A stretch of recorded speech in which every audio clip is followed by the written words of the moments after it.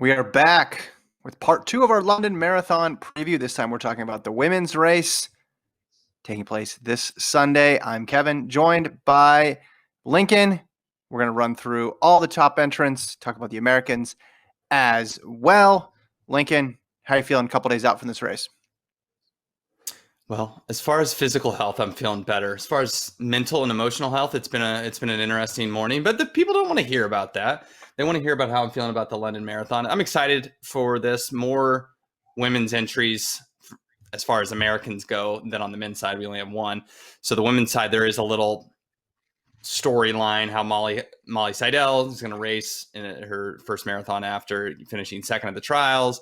How will Sarah Hall bounce back? That's all interesting. But of course, up top, there not as much interest as on the men's side, clearly. But if it wasn't Kipchoge versus Bekele, I think we'd be speaking a lot more about this women's race because it's very high quality, and the names at top are comparable to the names over on the men's side as far as the recent dominance goes in the women's marathon. This is a heavyweight clash for sure. Yeah, you have Kosgei, who is the number one seed right now in women's marathoning. If you were to seed them, just like you would for the men, you'd put Kipchoge up there. Ruth Chepnegich would obviously be up there in the top five. Vivian Chariot, who's in this race, would also be in the top five. So you have three of the absolute best in the world in this race. And ordinarily, you'd say, hey, this woman has a PR 3 minutes better than everybody else in the field. She's the runaway absolute favorite. But I don't know if I would go that. I mean, I think she is the favorite going into this race, but I think there's a possibility here for an upset, obviously greater than a possibility for an upset in the men's race. But when you look at Kosgei, a couple things stand out to me here, Link. Number one, obviously the 214 in Chicago, and now she's running on a London course that's supposedly faster than the regular London Marathon course, which is faster than Chicago typically. So she's capable of running 214. We know that already. Two, and perhaps most importantly for this race, we've seen Brigid Kosgei race very recently. And for many of these women, not only have we not seen them race recently, we haven't seen them race at all in 2020. So I think that answers a lot of questions just on the base level of, is she fit? Yes, we know she's fit. She ran that hour race in Brussels against Sifan Hassan. She got DQ'd ultimately for stepping on the curb, but she ran well. She acquitted herself nicely. So I think obviously because of that, you have to make her the favorite before you even talk about the 214, just because we know that she is in some type of shape. Yeah, and it's not just the 214 because you could say, oh, that obviously is a great time, but she's not going to have the male pacers like she would in Chicago here. But, her last two appearances in London, she won and finished second.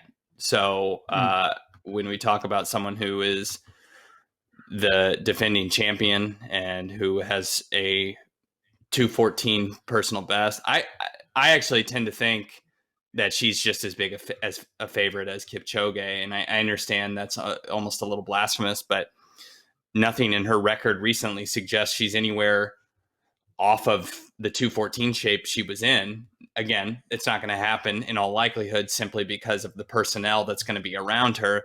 But I don't show me where she's, and I'm not saying you're saying this, but there's no indication she's anywhere off that. Sure, she lost a half marathon of which the world record was set, and she got DQ'd, whatever, that was dumb. But she lost still yet to Sifan Hassan. There's not a ton of shame in that especially when it comes down to on the track.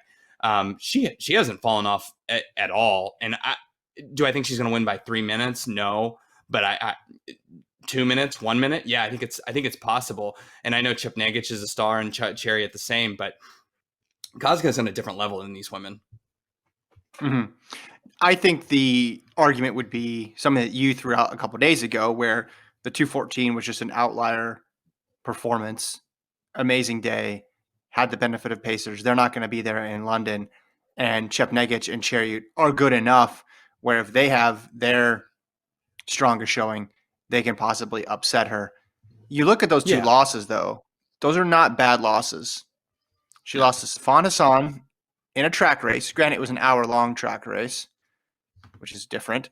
And then the other race she lost that half marathon was to a woman who broke the world record in the half marathon. Right. Right. That's Right. if you're going to lose, those are quote unquote good ways to lose. The reason I just say Kipchoge is a bigger favorite, it's a really simple argument, and that is he's Kipchoge. Yeah. Of course. I just, I mean, you can't quantify it. Of course, you're going to pick him because of his sterling record, but Kosgei, yeah, I mean, the more I look back on it, it's been a long time ago. It was pre-COVID, at least as far as our understanding of things. But Kosgei's half marathon, she ran 64:49 and lost.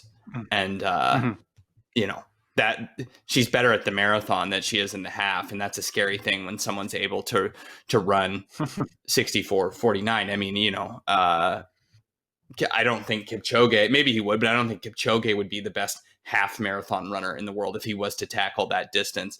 You know, maybe he would. Maybe he could run 50. Maybe he could run 58:0. And I mean, I think it's a decent possibility. But Kosgei, I think, you know, everyone says, oh, half marathon's way different. It's closer to a 10K. She has that range. The hour run, she could. I understand the last lap. She got smoked by Sifan Hassan, but we're talking about a 3:51 woman that Kosgei was able to, again, quotes, keep up with on the track. There's no one else that no one else is doing that. And it is going to take a monumental off day for her to win. There's no indication. She has the experience in London. Yes, it's a different course, but I think she's better than ever. It doesn't mean she's going to break the world record because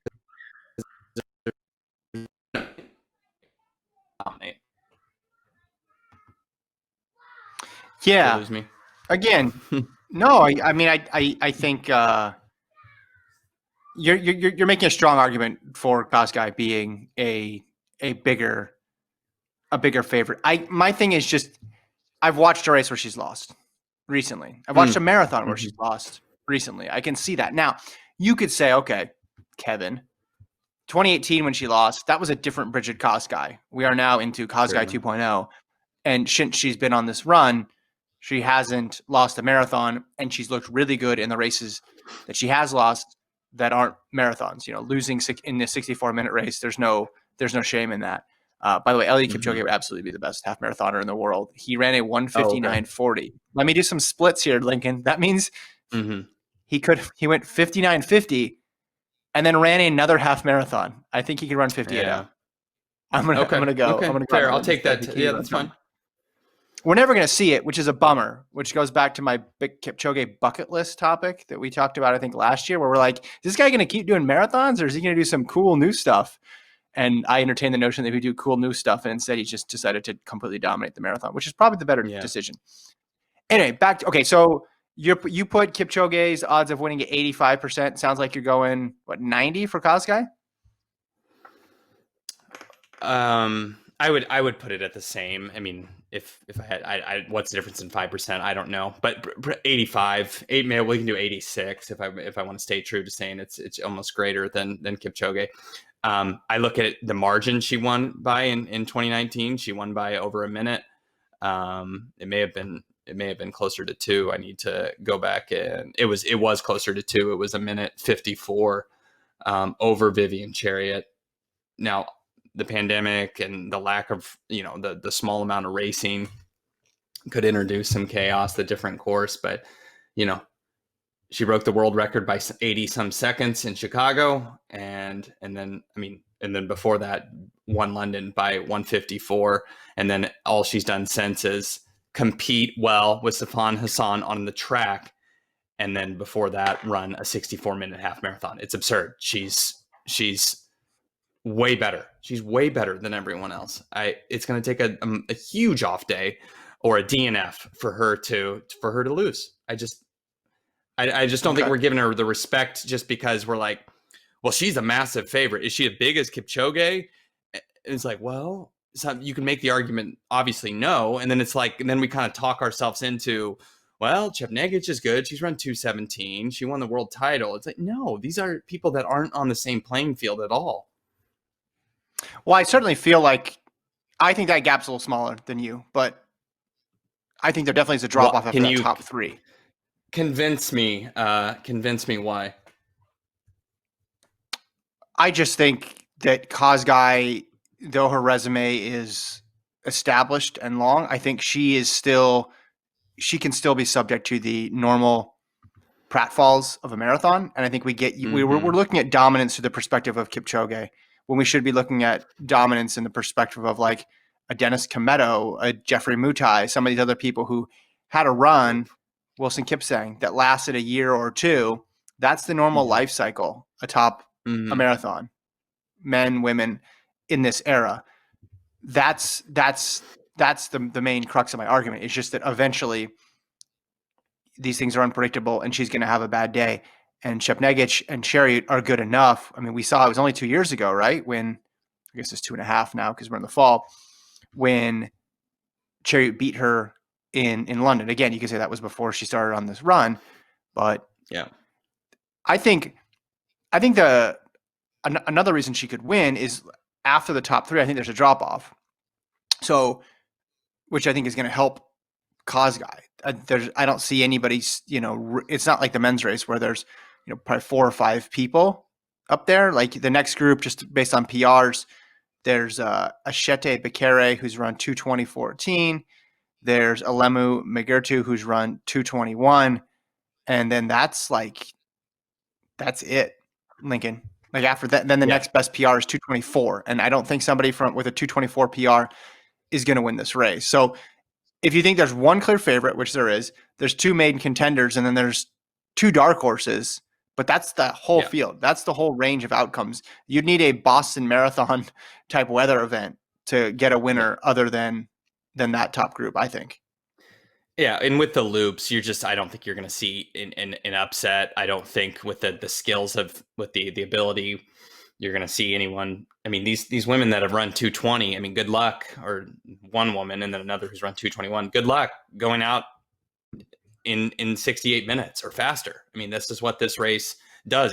Maybe not 67, but it has in the past gone out. I know it's a different course, but it's gone out crazy. And Mm-hmm. these other women are not going to be physically capable of even doing that. Now, of course, can they come back if there's a suicide pace up front? Sure, but I think the field is good enough here. Kosgei is good enough to where she's not going to go backwards. So it just doesn't strike me as like this is an upset type of a thing. I think there's going to be the understanding that a world record is not possible. I think this is going to be a 2:17 race, and Mm-hmm. if it goes out fast, it's going to be a three woman race, maybe a 2 woman race by halfway.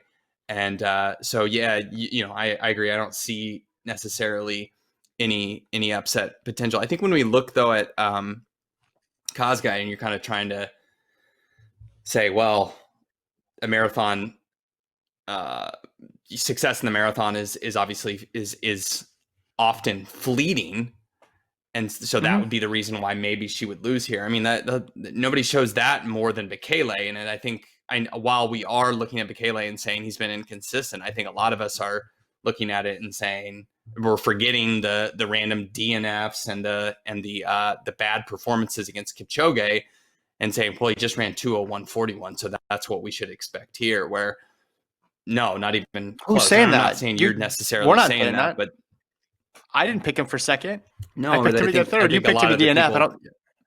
Okay, the pundits. yeah.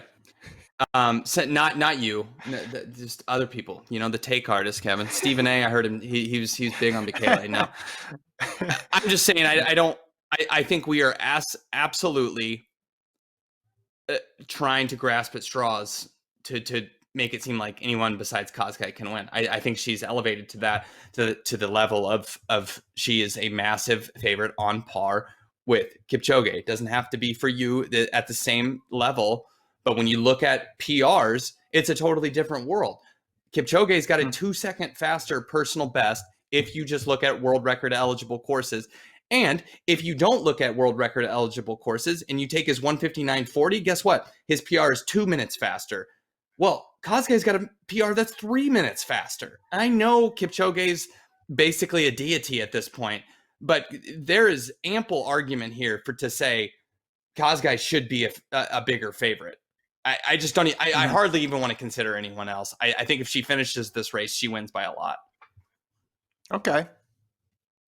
And again, now we're looking at this through the prism of Kipchoge when maybe we shouldn't, but I think a lot of that is the years and years and years and years. And the reason we're giving Bekele a puncher's chance is because he's the greatest track distance runner of all time. Brigid Kosgei is not. I understand. Listen, So I've only seen like 7-8 years of dominance from Kipchoge in the marathon. I need at I know, least a decade. I mean, like, you don't need to go back very far to when Kosgei was a quote unquote normal marathoner. Very, very good, Yeah. but more down to earth. Like, we're really looking at she won Chicago in 218 in 2018, and then the year before that, the year before that, sure, in 220. I mean, 218 is a normal-ish time. It's a very fast time, but it's something that aligns with reality. It really wasn't until 2019. So we're looking at basically, she ran another 218 in London. So you're looking at the fall of 2019 when she ran that race. So you're going fall of 2019 to fall of 2020. That's the period of this otherworldliness. Whereas Kipchoge has been on this otherworldliness kick. I understand. Even if you want to wait on Kipchoge and say he didn't transcend to this new level until Monza. Well, Monza several years ago now, and several marathons since then. Again, it almost sounds like you think she can break the world record. Is what I'm hearing. No, I don't. I mean, I think she can break the win. If you're saying she's in the same shape, okay. I think she'll run under 2:17:01. I think she'll break the London record. I think,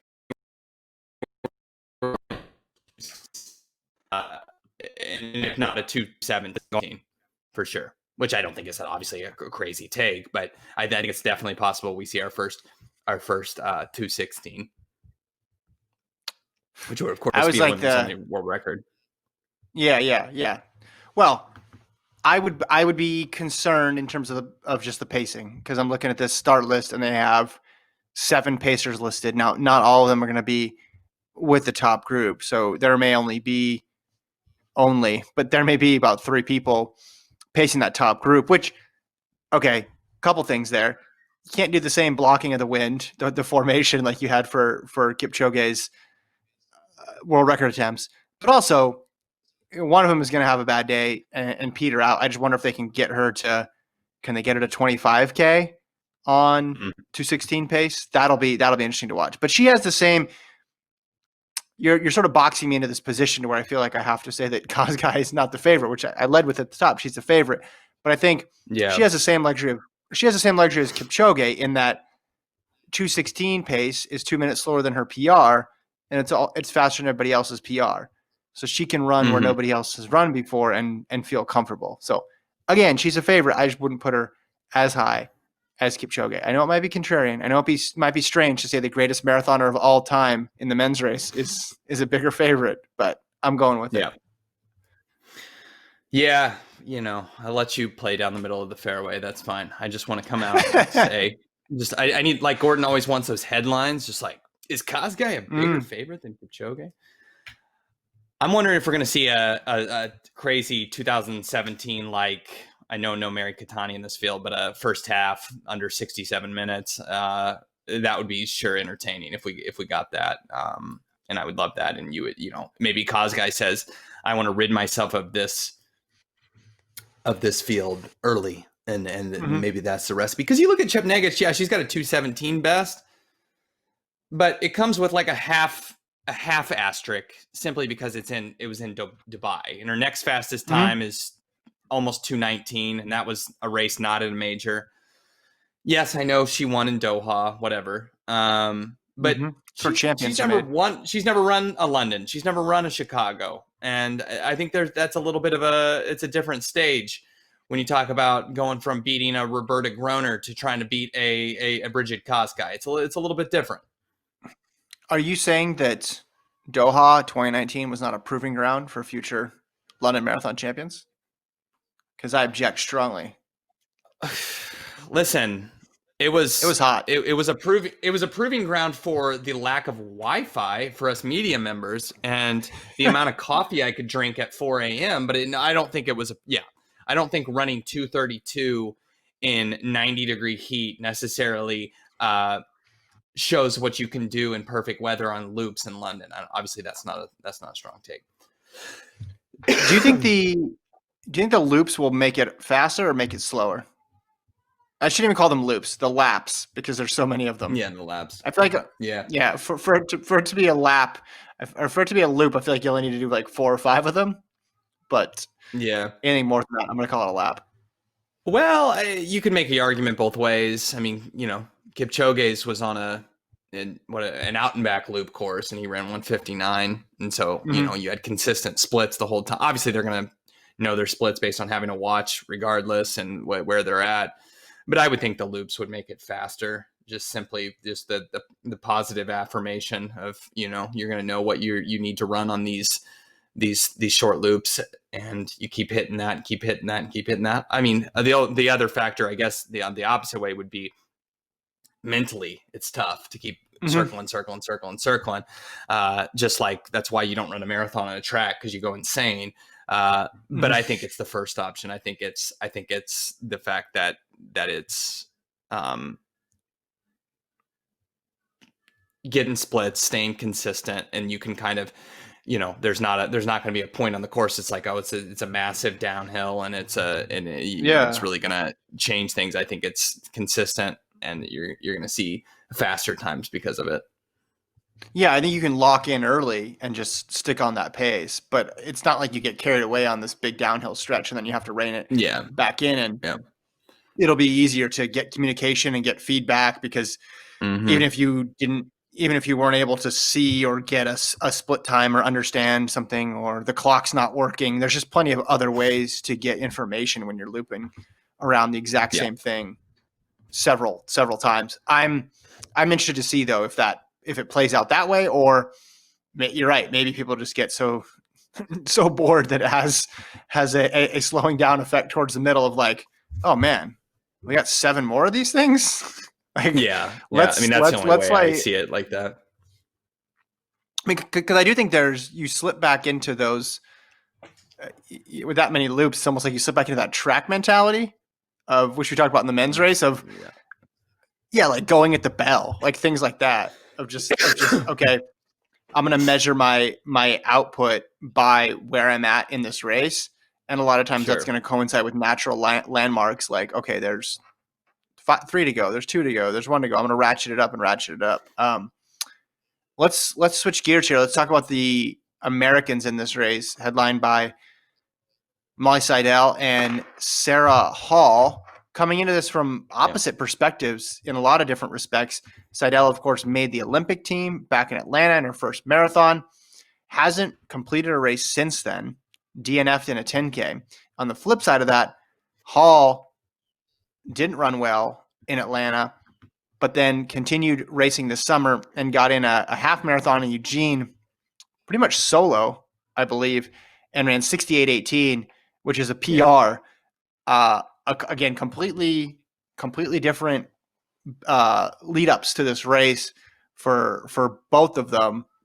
Who do you think will be the best American? I, I think it's pretty clear it's going to be Sarah Hall. Molly Seidel, for as good as she was the trials, has one marathon under her belt, and she's run 2:27. This is an entirely different situation.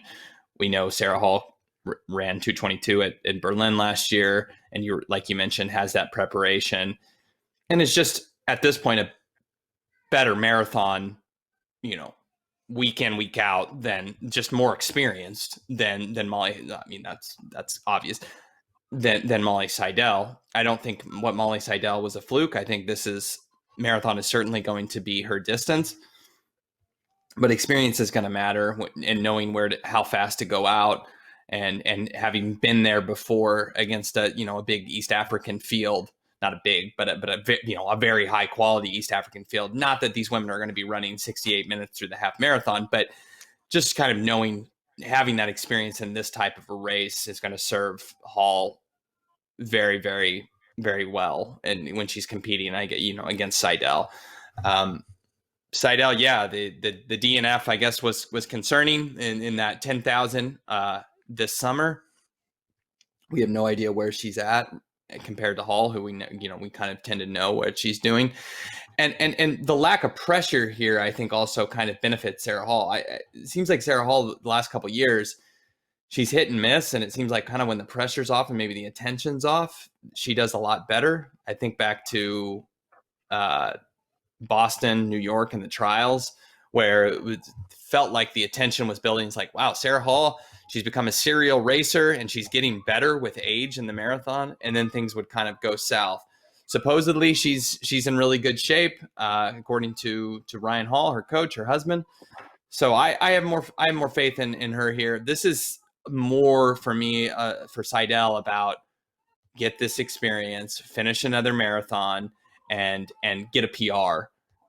But she would have to do way more than just get a PR I think to compete with Sarah Hall. Yeah, Hall has a pretty good track record on flat, fast courses. Right. And this is going to be a flat, fast, controlled course. Yep. I think, she's, New York, Boston, Atlanta, those were different types of races, championship type races, hillier courses. And we only have a one race sample size for Molly Seidel. And in that one race, she ran really well. And that was a very tough course on a very tough day. But let's not assume that she can't also do it on a flat course. I think that would be a mistake because we don't know that. Yeah. Yet. Yeah. No, it would. I just think of the situations that led her to finish second at the trials. She ran with Alfine Tuliamuk for much of that race. Is she going to have that same teamwork? Is she going to have that same situation? Well, there's a million.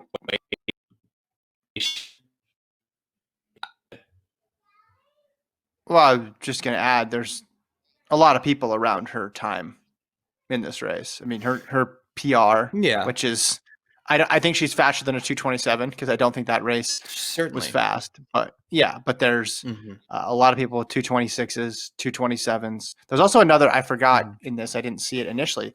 There's another woman with a 219 PR, Valerie Gemelli. I know I mentioned before that there was only 5, but there's actually 6 by my count now. If Valerie Gemelli wins this race, I will fly myself to the current coldest weather place in the world and do a backflip into whatever body of water is nearest. That's not happening. How many times we get up? Whoa! Watch out for this sleeper who randomly ran a fast time. Where did she run 219 at? Well, do you know? The reason I say it is because she wasn't listed on the top, like by PRs. She ran Frankfurt 2019. Yeah, that's all you need to know about that. Frankfurt. No, Frankfurt's fine. That's Frankfurt's not a real marathon, Kim. Okay, so you think Hall? I think Seidel is. I think Seidel's going to run well. I don't think we should just exclude her from being good at flat, fast stuff. Just because. Why do you think she's going to run well? Because she was dang good when the pressure was really high. And you talked about Sarah Hall not having pressure. What pressure's on Molly Seidel? How much do you have? I mean, listen. I don't want this to come off as disrespect, but was it beginner's luck essentially? What Seidel? No, because no, it's a marathon. You run that race 10 times. How many times does she finish second though? Twice. Okay, but you run it once. You run it once, and she got second, and she's going to Tokyo. That's all that matters. She was clutch, man. That's hard to do. Sapporo. There was a lot of pressure. I saw you. Oh, sorry. Yes, Sapporo. I saw you at the start line. You were nervous, and you were just covering the race. I mean, to block out all the other factors. Remember, we talked about. We forget this now because a lot of those top women DNF. That was the deepest women's field in history on the U.S. side. Yeah. Right? I mean, they Huddle, Sisson, Hase, Des Linden, and then that doesn't even mention Tuliamuk and Kipyego, who also made the team along with Seidel. There were a lot of very talented women there, and she handled them. Yeah. She handled the course, and she handled the weather. That's not luck. Yeah. That's good, and that's someone who's finding their distance. Now, does this mean she's going to win 3 Olympic, or she's going to go on and make 3 Olympic teams? No, I'm not saying that. But Yeah. as long as there hasn't been any injury, and maybe there has been, I don't know.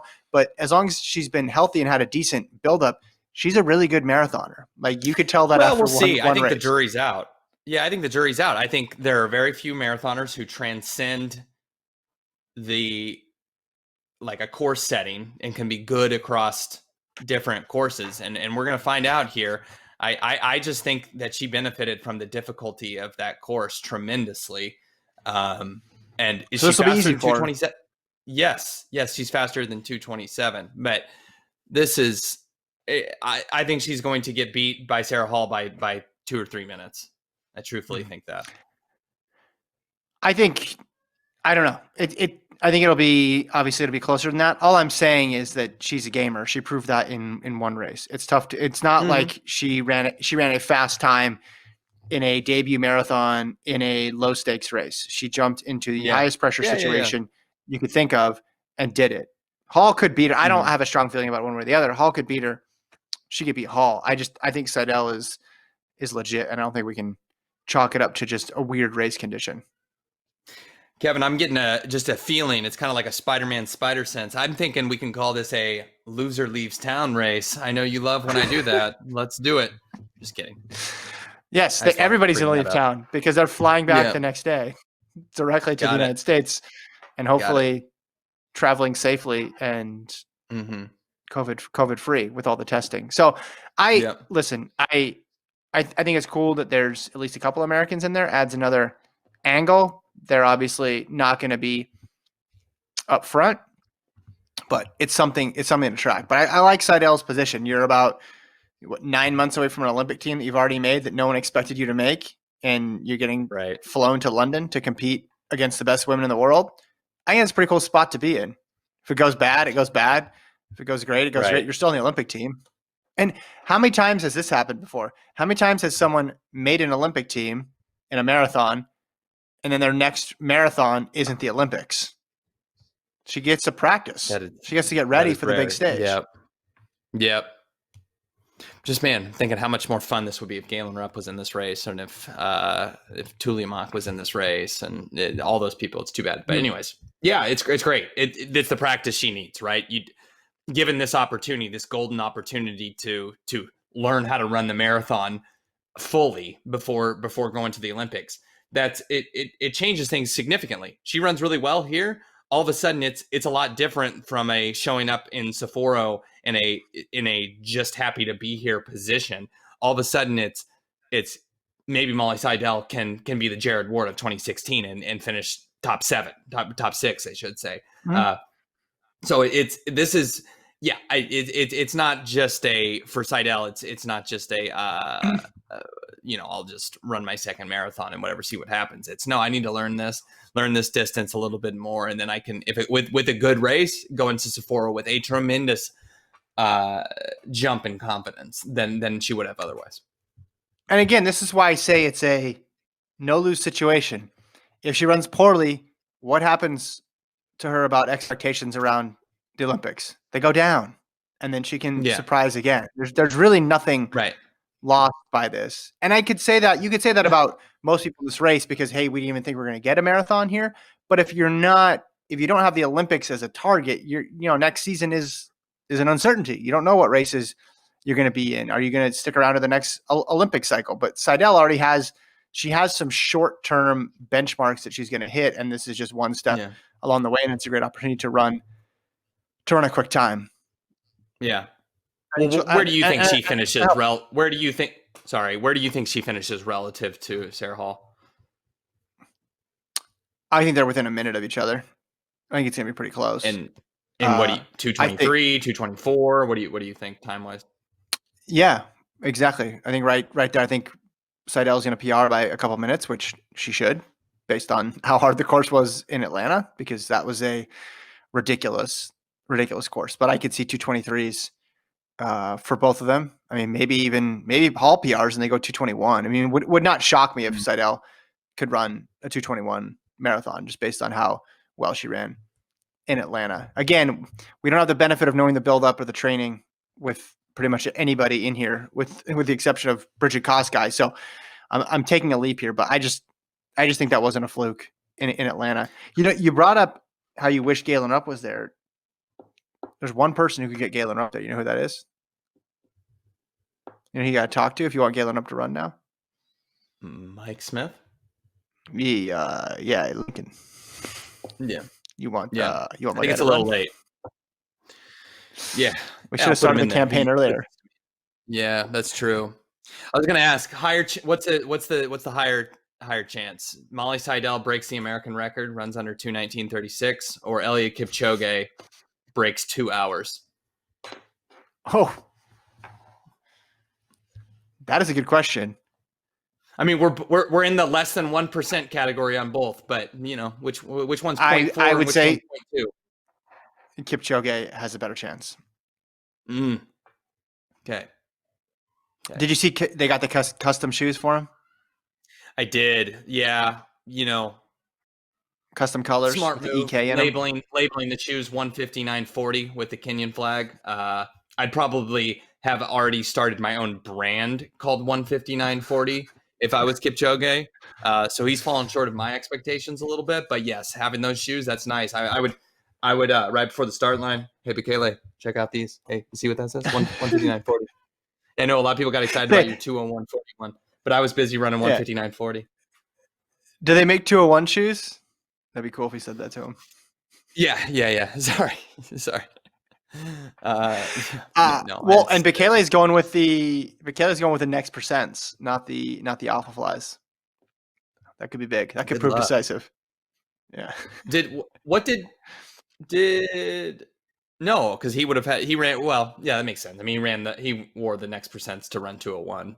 So I guess dance with the one that brought you. It's interesting to see the Nike athletes though that maybe don't wear the Alpha Flies. I wonder what that is. I mean, obviously it's an injury history, and those people talk about aggressive, and those Alpha Flies are quite aggressive. I think we were talking to the Minnesota kid. He was talking about I don't even feel like a shoe. So I can understand people wouldn't want to wear them. Yeah. Owen was. I thought that was an interesting way to put it because it's like, hey, how does a shoe feel? Well, not like a shoe, Kevin. Yeah, oh, okay. Yeah, well, I don't understand what that means, but that sounds intimidating. Yeah. So it's an interesting caveat, though, because you would think he'd want to get any advantage, that being Bekele, any advantage that he could have. But I guess he thinks that maybe that it's too much of a risk to wear the Alpha Flies, or maybe he just doesn't like them. I don't know. Mm-hmm. We'll leave it there. Again, you can watch the race if you're in Canada or select countries throughout the globe on Sunday morning. Obviously, we'll have a bunch of reaction to the race coming up next week. But thanks, everybody, for tuning in this week. Thanks to our producer, Alon. You can email the show, FloTrackPodcast@gmail.com. Tell your friends, tell your training partner, tell your coach. We'll talk to you guys soon.